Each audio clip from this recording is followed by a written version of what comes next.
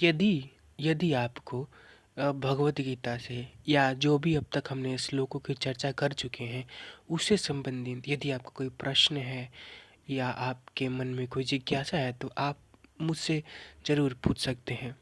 मैं आपके जिज्ञासा को शांत करने का प्रयास करूंगा, आपके प्रश्नों को उत्तर देने का प्रयास करूंगा। तो आइए आज नमस्कार दोस्तों, आज हम चर्चा करेंगे श्लोक संख्या 5 की, अध्याय तीसरा, जिसका नाम है कर्मयोग। इस से पूर्व हमने देखा था कि कैसे कृष्ण जी बताते हैं कि कोई भी बिना कोई काम किए नहीं रह सकता, क्योंकि आप कोई काम ना करके भी आपको लगता है कि आप कर्म फल से बच सकते हो, तो ऐसा बिल्कुल नहीं है। आप कुछ ना करके भी आप बहुत कुछ कर रहे होते हैं। तो आइए अब अगले श्लोक की, श्लोक संख्या 5 की हम चर्चा कर लेते हैं, जिसमें कि कृष्ण जी अर्जुन से कहते हैं कि यदि आपने ध्यान दिया होगा तो हमने प्रकृति के 3 गुणों के बारे में चर्चा किया था। यदि आपको याद है तो आप मुझे कमेंट बॉक्स में लिख सकते हैं, जिससे कि मुझे पता चले और मैं देखूंगा कि आप लोग अच्छे से देख रहे हैं कि नहीं, सुनते हैं कि नहीं वीडियो को। आइए अब श्लोक संख्या हम 5 का अध्ययन करते हैं, उसको डिस्कस करते हैं।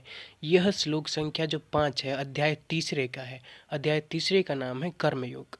तो आइए अब हम श्लोक की चर्चा कर लेते हैं। इस श्लोक में अर्जुन से कृष्ण जी कहते हैं कि न ही कश्चित क्षणमपि जातु तिष्ठ तिष्ठतय कर्म कृत कार्येते हवसः कार्येते अवसः कर्म कर्म सर्वः प्रकृति जैर्गुणैः। यह श्लोक संख्या हमारा 5 है। आइए इसके अर्थ को हम विस्तार से चर्चा करते हैं। अर्जुन के उन प्रश्नों के उत्तर देते हुए आगे कृष्ण जी कहते हैं कि प्रत्येक व्यक्ति को प्रकृति से अर्जित गुणों के अनुसार विवश होकर कर्म करना पड़ता है। अतः कोई भी एक क्षण भर के लिए भी बिना कर्म किए नहीं रह सकता। यहाँ पर कृष्ण जी कह रहे हैं कि यदि तुम सोच रहे हो, यदि कोई भी सोच रहा है कि मैं कोई कर्म न करूं जिससे मैं कर्म फल से बच जाऊंगा, क्योंकि सिद्धांत तो यही है कि कर्म करोगे तो फल मिलेगा। और कई लोग चतुर होते हैं, वो सोचते हैं क्या करूं, मैं काम ही नहीं करूंगा, कोई परिणाम चाहिए मुझे कोई परिणाम ही नहीं चाहिए।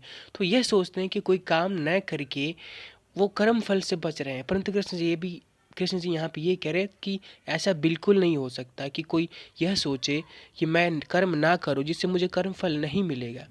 तो ये ऐसा नहीं होता है। जो आप कर्म ना करके भी आप बहुत कुछ कर रहे हैं। प्रकृति के तीनों गुणों के बारे में यहाँ पे बात हुई, तो क्या प्रकृति के कौन कौन से 3 गुण होते हैं? तो पहला होता है रजोगुण, तमोगुण और सतोगुण। ये 3 गुण